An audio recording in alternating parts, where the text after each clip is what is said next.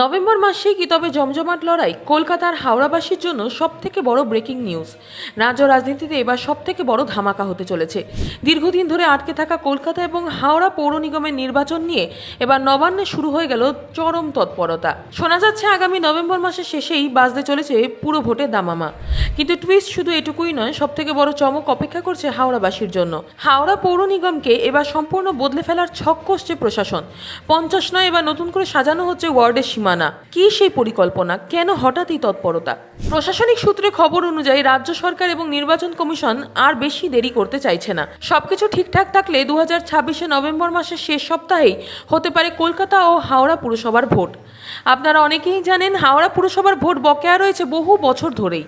আইনি জটিলতা, সীমানা নির্ধারণ নিয়ে বিতর্ক, এই সবের চক্করে হাওড়ার নাগরিকরা দীর্ঘদিন ধরে তাদের গণতান্ত্রিক অধিকার থেকে বঞ্চিত ছিলেন।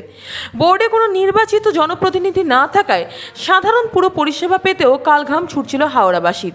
কিন্তু এবার আর নয়। নবান্ন সূত্রে খবর, রাজ্য সরকার চাইছে উৎসবের মরশুম মিটলেই, অর্থাৎ দুর্গাপুজো, কালী পুজো আর ছট পুজো শেষ হতেই ঝটপট এই ভোট পর্ব চুকিয়ে ফেলতে। এবার আসে আজকের খবরের সব থেকে বড় টুইস্টে। হাওড়া পৌর নিগম নিয়ে সরকার যে মাস্টার প্ল্যান তৈরি করছে তা এক কথায় নজিরবিহীন। প্রশাসনিক স্তরে আলোচনা চলছে হাওড়া পৌর নিগমকে এবার মোট 60টি ওয়ার্ডে পুনর্বিন্যাস করা হবে। আগে যেখানে হাওড়া কর্পোরেশনে 50টি ওয়ার্ড ছিল, সেটাকে বাড়িয়ে 60 করার পরিকল্পনা নেওয়া হচ্ছে। কিন্তু কেন এই সিদ্ধান্ত? প্রথমত, কয়েক বছরে হাওড়া শহরের জনসংখ্যা হু হু করে বেড়েছে। দ্বিতীয়ত, ছোট ছোট ওয়ার্ডে ভাগ করলে নাগরিক পরিষেবা মানুষের কাছে অনেক সহজে পৌঁছে দেওয়া যাবে। তৃতীয়ত, বালি পুরসভাকে হাওড়া কর্পোরেশন থেকে আলাদা করা বা জুড়ে রাখা নিয়ে যে জটিলতা তৈরি হয়েছিল, এই নতুন পুনর্বিন্যাসের মাধ্যমে তার একটি স্থায়ী সমাধান খোঁজার চেষ্টা করছে নবান্ন। তবে রাজনৈতিক বিশেষজ্ঞদের একাংশ মনে করছেন, এই ওয়ার্ড পুনর্বিন্যাসের পিছনে শুধু প্রশাসনিক কারণ নয়, রয়েছে গভীর রাজনৈতিক অঙ্ক। সীমানা ওলটপালট করে ভোট ব্যাংকের সমীকরণ নিজেদের অনুকূলে আনাই এর মূল লক্ষ্য কিনা তা নিয়ে ইতিমধ্যে বিরোধী শিবিরে ফিসফাস শুরু হয়ে গেছে। ভোটের গন্ধ পেতেই কিন্তু ময়দানে নেমে পড়েছে সমস্ত রাজনৈতিক দল। রাজ্যের শাসক দল তৃণমূল কংগ্রেসের কাছে এই ভোট এক বিরাট অ্যাসিড টেস্ট।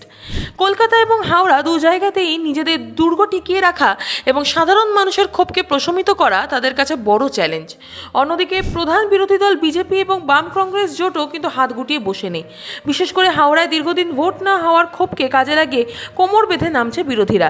আর কলকাতার বুকে কর্পোরেশনের রাস্তাঘাট, জল নিকাশি ব্যবস্থা কিংবা সাম্প্রতিক ডেঙ্গু পরিস্থিতির মতো ইস্যুগুলোকে হাতিয়ার করে পুরো ভোটের ঘুঁটি সাজাতে শুরু করেছে বিরোধী শিবির। তাহলে বুঝতেই পারছেন, পুজো কাটতে না কাটতেই তিলোত্তমা কলকাতা এবং জমজমাট হাওড়ায় রাজনীতির পারদ কিন্তু একেবারে 100 ডিগ্রি ছুঁতে চলেছে। ওয়ার্ড পুনর্বিন্যাসের পর হাওড়ার সিংহাসন কার দখলে যাবে, আর কলকাতায় বা কাকে বেছে নেবে তাদের নতুন পুরপ্রধান হিসেবে, সেটা তো সময় বলবে।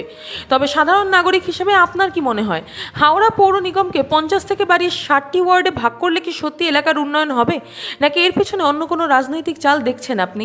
আর নভেম্বরে কি ভোট হওয়া উচিত? আপনার মূল্যবান মতামত নিচে কমেন্ট বক্সে অবশ্যই লিখে জানান। ভিডিওটি ইনফরমেটিভ মনে হলে লাইক শেয়ার করতে ভুলবেন না। দেখতে থাকুন।